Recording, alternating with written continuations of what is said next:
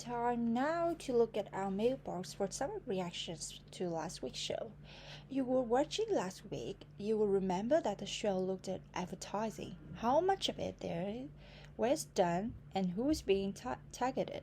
In particular, we'll look at growing trend towards advertising in schools. We had a lot of emails and phone calls in response to that program. Here's Anna Sullivan from Huntington, West Virginia.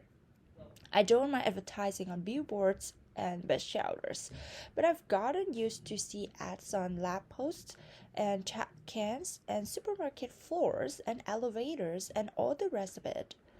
But I was very upset by some of the advertising that you showed in place of natural beauty, like the billboards in the desert. It looks awful to have advertising in places like that. Our landscape is a precious resource, and I don't think it should be spoiled by advertising. For a different point of view, let's read an email we received from Robert Bianchi in New York. He said, companies have to attract customers in order to survive. That's natural of our economy. Successful businesses are the ones that know how to do that. No matter how good your product is, if you can't attract customers, you won't succeed.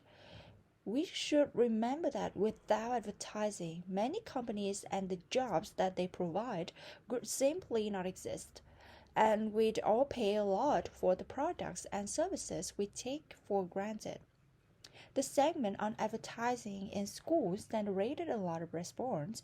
Here's Victor Rodriguez from Albany, New York.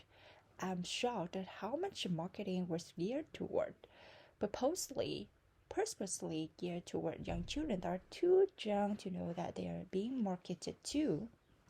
I'm a parent and I can't even allow my children to watch TV stations because of all the commercials. It just encourages them to want the latest toy or whatever.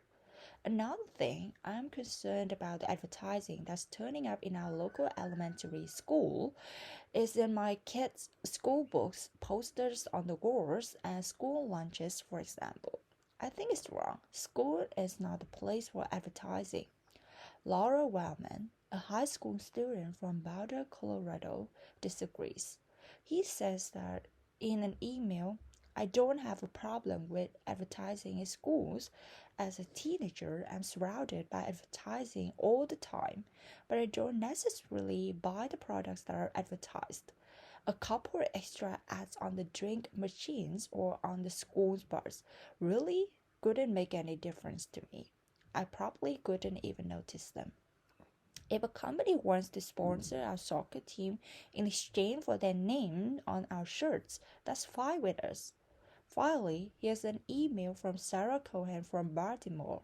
She says, I would like to have more specific guidelines for parents on how to have children deal with the thousands of commercials messages that they face every day. Teenagers in particular are very influenced by advertising. They should be taught to be critical of the advertising that they encounter, to ask pointed questions about the products, and above all, not to believe everything that they see in an ad. And with that thought, we'll leave you until next week. Thank you for watching, and remember to send your comments in this week's program.